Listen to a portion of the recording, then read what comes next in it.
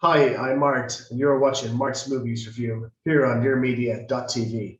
Wherever you are, we're here. Today I'm going to talk about the movies of Ridley Scott, and I'm going to talk about his movies Alien, Someone to Watch Over Me, and finally Gladiator. So I'm going to start today with the movie Alien from 1979, directed by Ridley Scott and written by Dan O'Bannon, who had written the movie Dark Star for John Carpenter, the Halloween director. And the film had a famous tagline, "In space, no one can hear you scream." It's a famous tagline to the film. And it was a story that came to Scott. Scott was after making his first movie called The Duelist with Robert Carradine and Harvey Keitel, and he got gold million film because of Lord Putnam, David Putnam. He was in an advertising company making advertisements and TV commercials. He started with the BBC. He went over to America as well, worked with Penny Baker, the famous documentary filmmaker. So he was an artist as well. He was able to design pictures and storyboards. He was kind of like Alfred Hitchcock, like that. He grew up in kind of the north of England with his famous brother, Tony Scott, who'd go on and make kind of flashy 1980s movies. And I'll be doing a review on Tony Scott very soon as well.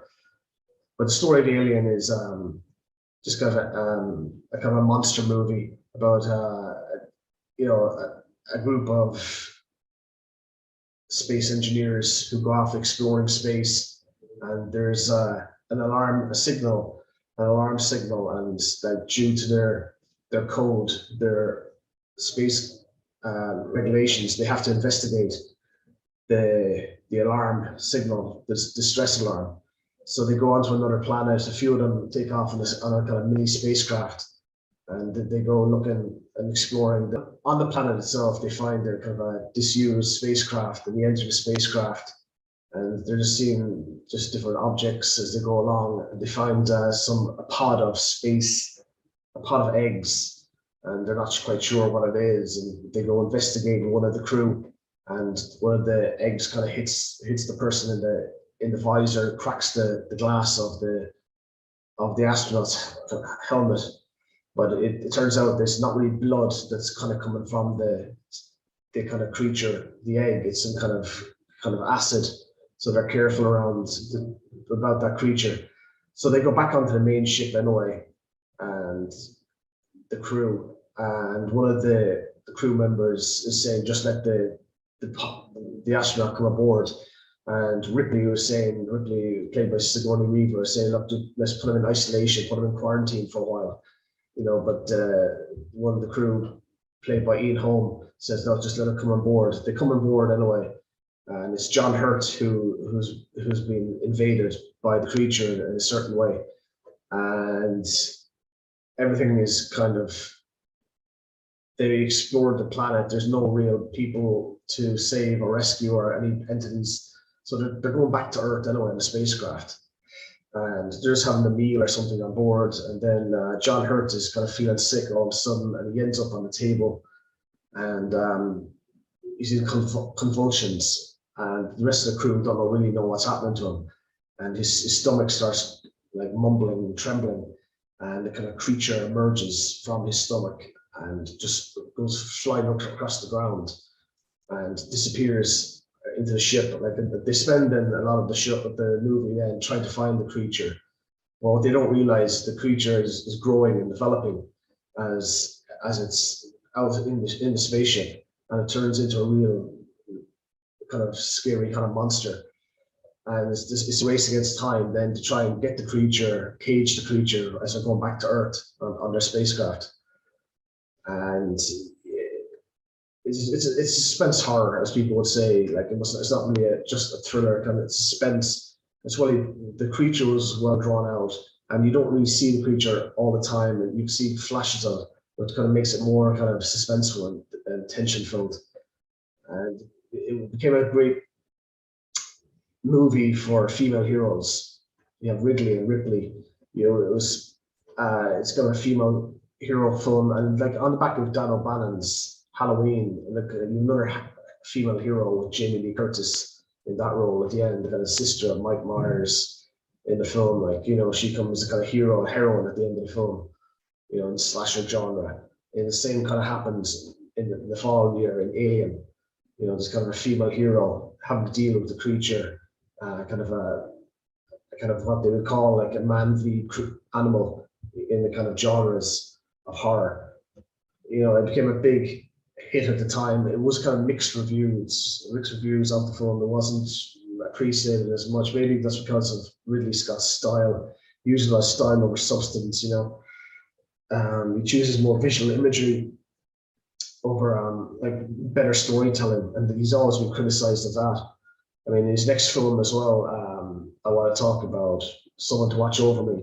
Like the critics, Ebert and Siskel, kind of say the same as well. Like the kind of characters are just kind of surface characters. In that film with Tom Berenger and Mimi Rogers, they like the character of Lorraine Bracco more because she's more kind of earthy and more charming. But they feel like the other characters are more stilted, still kind of creatures, just kind of put in kind of ciphers, put in that in the role. But I mean, that's a great kind of romantic thriller, Someone to Watch Over Me as well. I mean, it's more of a thriller, like basically Mimi Rogers sees a murder. It's the actor who plays the one-armed man in The Fugitive. He's in that film as well, and Mimi Rogers has an art friend, and he's set up a new art gallery, and she's going to the opening night, and the guy, his kind of partner, is kind of unhappy with him for not asking him for money to set up the art gallery. He probably feels like he's leaving in a partnership. Gets into a big fight with him anyway, and he kills him, and Mimi Rogers sees the murder. So now she's on kind of witness protection.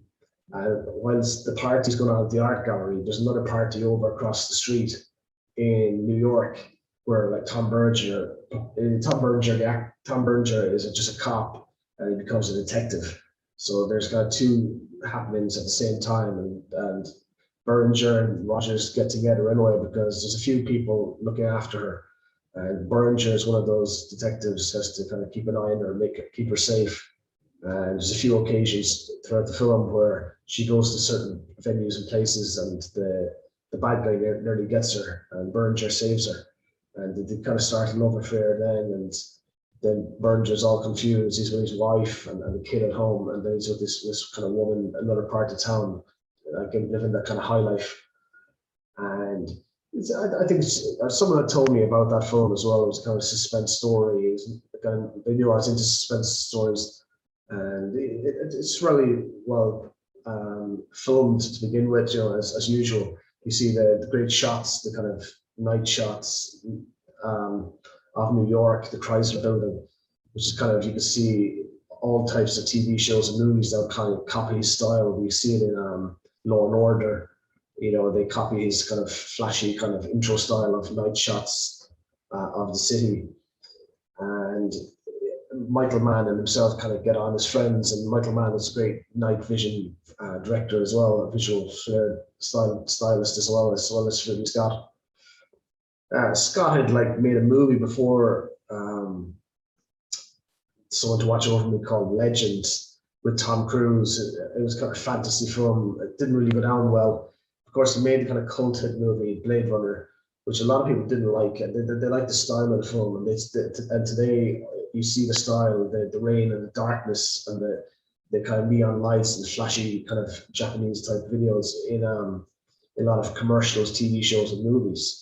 But at the time, it was kind of fresh, and they're asking Ridley Scott why was he always showing rain and darkness in his movies. I grew up in the dark and the rain in the north of England, up around Newcastle. So that's why he was doing that.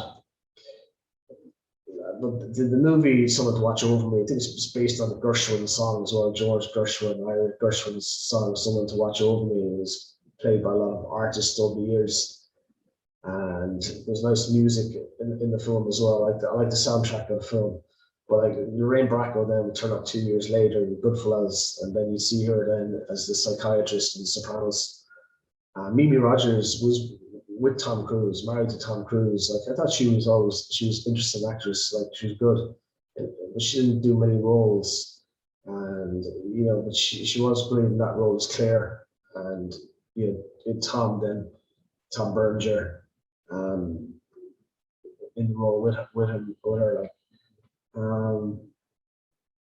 the final film I'm going to talk about is Gladiator. Gladiator was released in 2000. As people would say, it was a sword and sandals film. You know, we hadn't seen many of them before. Like we haven't seen many of them basically for a long, long time. And Ridley Scott wanted to make a big kind of Colosseum film, like show the whole Colosseum, and he used kind of technology to show, you know, the people in a kind of full Colosseum that was there at the time.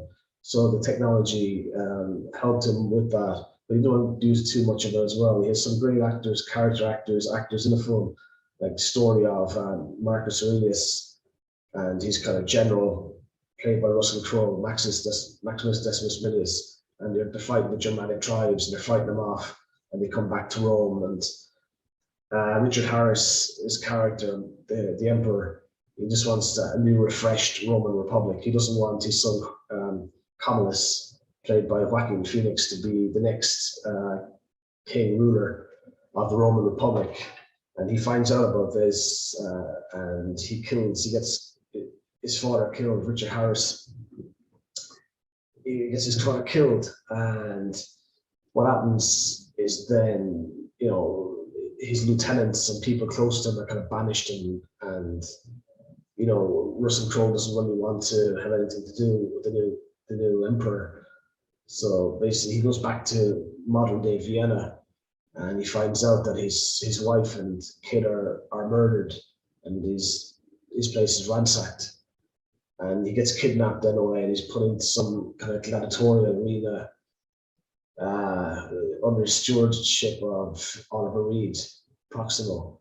And Oliver Reed was a former gladiator himself. He was under the guidance of Richard Harris's Marcus Aurelius, and he was released by Marcus Aurelius.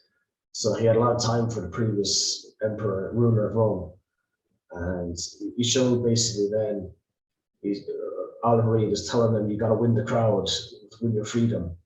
And he goes sparring, because he had the military training, he's going sparring with a lot of different gladiators, and he wins respect of his fellow gladiators and the crowd.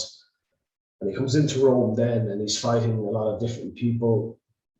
And you have him winning a lot of contests, because Commodus wants 150 days of feasts, and there's all these fighting gladiators happening, and he wins a lot of these contests and becomes a big star. And there's just this famous scene then in Gladiator where Russell Crowe is wearing his mask, and he's told to remove it by Commodus, and he turns around and removes it, and he says, "My name is Maximus Decimus Minius, commander of the force to the north, heir to the royal, the true leader, Marcus Aurelius, husband to a murdered wife, father to a murdered son, and I shall take my revenge in this life or the next." You know, and Commodus, of course, is shocked in his life, and he's got a sister, and his son, her son is there as well. And it kind of comes down to a death scene then. So it's kind of a duel. Then we're back to the 1977 with Ridley Scott and his duelists. But this time we have two different duelists. We have Russell Crowe and Joaquin Phoenix. And Russell Crowe makes short change of Commodus very quickly with a few little knife, was stabbing him with different knives, and then Joaquin Phoenix stabs him with a knife to begin with, and then Russell Crowe soon dispatches him. But he had hurt him at the start of the fight, so he ends up dying anyway, Russell Crowe, and he just wants a better Roman Republic, and just let the Senate take over, and let a certain ruler be in place for a better Roman Republic to come. And it was back to more kind of blockbuster type films for Ridley Scott, because Scott in the previous 10 years, in the 1990s, he made Thelma and Louise in 1991, and he went off making, there's a movie I must watch with Nicolas Cage as well, and I think Matchstick Men. Yeah, I like the color code, the kind of blue filter on the film as well.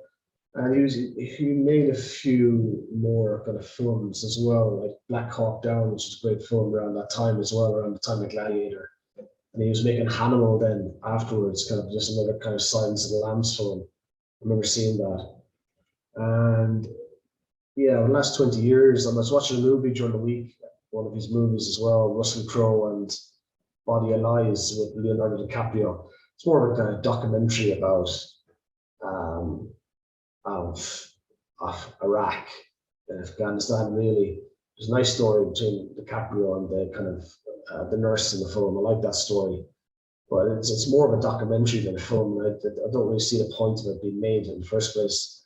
I mean, he made a film over here in Ireland, Ridley Scott, Kingdom of Heaven. So after making a movie recently called The Last Duel, it was got great reviews with Matt Damon and Ben Affleck, Jodie Comer, and yeah, I mean Adam Driver is in the film as well. But the criticism of Ridley Scott is that there's kind of nothing in the films. But then the same thing was saying of Alfred Hitchcock. There's like style over substance. But the same couldn't really be said of his younger brother, Tony Scott.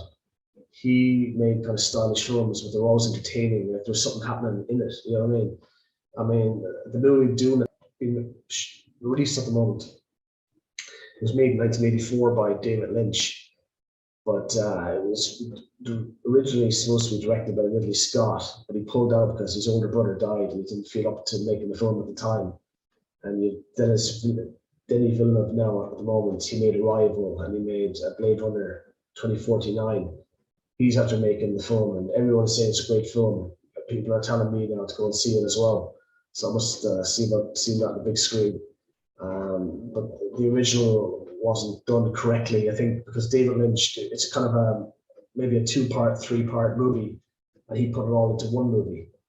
You know, so like Denis Villeneuve now is going to make a part 2 to the Dune.